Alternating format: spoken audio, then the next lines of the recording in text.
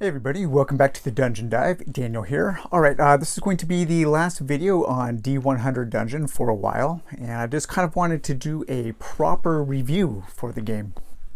And I'm going to be reviewing the package of the D100 Dungeon World Builder expansion along with just the core book. Now, if you were to get into this game right now, these are the two things that I would highly recommend you buy. With these two books, you can have hours of enjoyment. And let me just say right off the bat, I absolutely love this game. With the base game and the World Builder expansion, I can easily see D100 Dungeon breaking into my top 20 games of all time, possibly maybe into my top 10 if I ever get around to revisiting my top 10. But yeah, it's so good, and I'm going to talk about some of the things that I really like and some of the problems that I have. But yeah, so if you were to get into this game and you want to check it out, get these two things.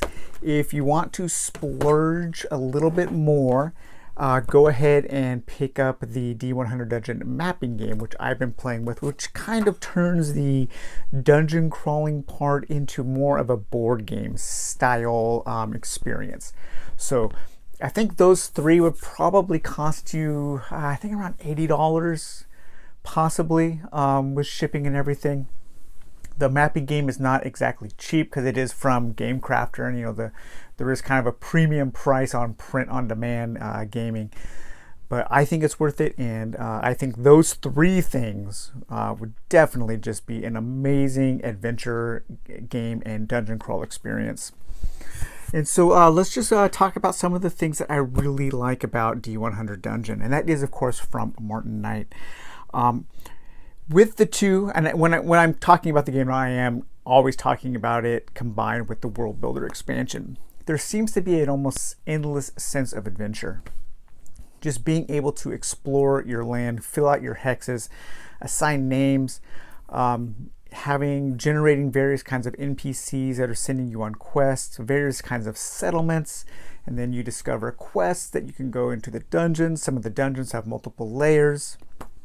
You can return to dungeons if you don't have the resources to pass them the first time. And while you are playing, you are building this world. You are building an investment in the world because you are taking the time to draw out the hexes and to do the mapping part. And I really do like that. There is this just great sense of me being this character in this land of adventure, questing and getting into all kinds of crazy predicaments, and I really do like that. It is a relatively easy to learn and play game. A few of the rules are a little weird, especially in the combat, the way the defense works, but overall it's a pretty easy game to learn and to relearn once you put it up on your shelf and maybe get it back down. It doesn't take a lot of effort to get into, and that is something that I really appreciate these days. There are a lot of games that I really like, possibly more than D100 Dungeon, but I look at them and I haven't played them for a year or 6 months to a year, and I don't pull them out because they are harder to relearn, and I don't feel that way with D100 Dungeon. It's a really good game for people who like to connect the dots of their discoveries. This is kind of in conjunction with one of my negatives, but the game just kind of presents you with a series of dots, and it doesn't present you with a cohesive narrative. You have to come up with that by connecting the dots, and I like that. That's something I appreciate as a gamer, because anytime I'm able to come up with my own story, it's always better than just about any story found in a game. Because as I've said before, most game stories, most board game stories, I'm going to say, like 9 out of 10 of them just aren't very good. They're pretty poorly written. They're not, they're just, if I'm going to read a story, I want to read a good novel. Okay, so when it comes to story in games, I like emergent narratives. I like to be in control of the narrative, and D100 Dungeon does that. Now, there are a couple expansion quests, campaigns that give you a more programmed experience, and I still have not really gotten into those yet. I have them, and I think that's going to be the next thing I do when I pull D100 Dungeon off the shelf again, to experience that side of the game. Number 4, it's really easy to set up, especially if you're not playing with the mapping game. If you're just playing with the World Builder book and the base book, all you need is like a character sheet, a printout of your calendar and some of the bookkeeping sheets, and then a couple pieces of paper to make your hexes on or to draw your dungeons on. Super easy to set up, super easy to take down. It doesn't take up a ton of space, and that kind of goes along with number 3. It's an easy game to get to the table. It's an easy game to put back up on the shelf, so there's just not a lot of overhead preventing you from wanting to play. And finally, it's an exciting game. It can be slow. I mentioned that in my first video of the World Builder. Yeah, the mapping section of the game is slow, but I enjoy that. It's still exciting though. Just because something is slow doesn't mean it's not exciting. You can get really detailed in how you draw your overland map and how you draw your dungeons if you're doing that. But while you are in the overland exploring and you have the random events, many of those are super exciting and lead to all kinds of crazy interconnected things, interconnected dots that you can draw some really interesting narrative lines through. And when you're in the dungeons, just rolling on those tables and getting lucky is always exciting. And this is a game that's really about luck. It's about learning different ways to mitigate your luck and different ways to overcome challenges that seem insurmountable. But if you approach them in a way, and if you press your luck, if you say, I'm just going to go for it, and you get that lucky roll, that is always super exciting. And even when bad things happen, like when a series of traps trigger and just kind of like destroy your character, I even find that kind of exciting because it's so easy to roll up another character. And with the World Builder game, you could kind of pass on your map to the next character. So it's almost like this roguelike experience, like the modern roguelikes, where you are building up a base of knowledge for your individual characters that come in and die eventually. And then a new character can come in and use that knowledge that you have on your map to make further progress. So a couple things that I don't like.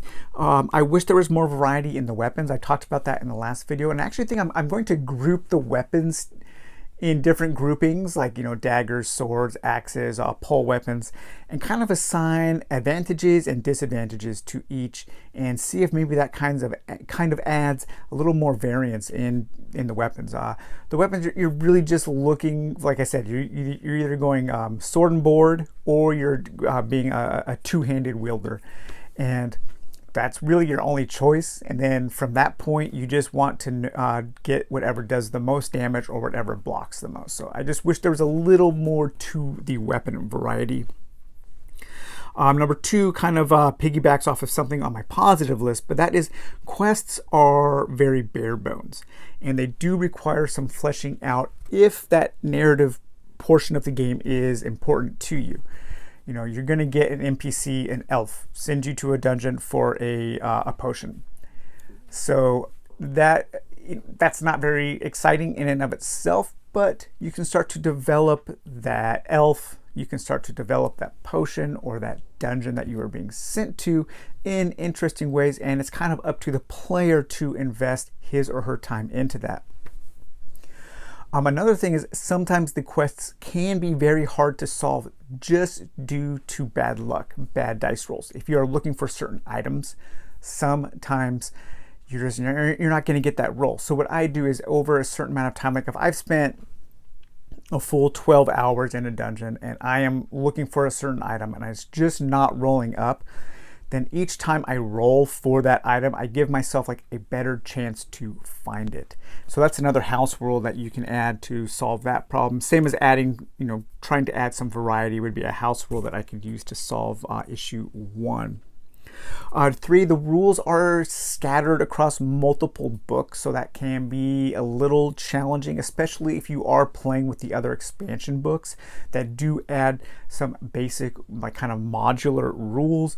Having to remember which book to look in can be kind of time consuming. It's the same with 4 Against Darkness. These style of games where these creators are making little small expansions and regularly releasing them, that has pluses and minuses to it. I love always getting more stuff for these games, but it does make combining it all a little difficult. And finally, and this is purely preference, there is a lot of bookkeeping in this game, especially with the world builder. You're keeping your character, you're keeping the map, you're keeping your mount list, you're keeping your calendar. It does sometimes feel more like you are the adventurer's accountant rather than the adventurer, but I look at it as keeping a detailed ledger, a detailed journal of this grand life that my adventurer is leading. And when you're done with the game, especially if you've been keeping it on paper, you have this entire diary, this entire adventure diary, this adventure book of this character with the overland map they were traveling on. If you're drawing your dungeons, you have all of the dungeons you've been through. You have your calendar with all of the days, all of the different events that have happened. You have your list of all the enemies you've fought. So you could keep a character alive for a few years in the game and then retire them. And at the end of that experience, you would have like a stack of paper that you could look back and relive those great moments in a game. And a lot of games don't offer that opportunity. So while some people may see the bookkeeping as a negative, I see it more as a positive, as you are memorializing the time that you have spent with this game, and you can revisit it like you would revisit one of your favorite books or something like that. So yeah, that was just a quick review of D100 Dungeon by Martin Knight. I love this game. I can't wait to play more of it. I wish I could just keep this set up for a long time, but the nature of this kind of channel, I kind of, it's more interesting if I cycle through things. But rest assured, D100 Dungeon will be hitting the table again, probably either when the next expansion comes out, who knows what's coming next, or when I decide to tackle the 2 kind of interconnected campaign, pre-programmed campaign type scenarios. So all right guys, well, I hope you enjoyed the little series on D100 Dungeon. I hope you enjoyed this video. We'll talk to you later. Bye bye.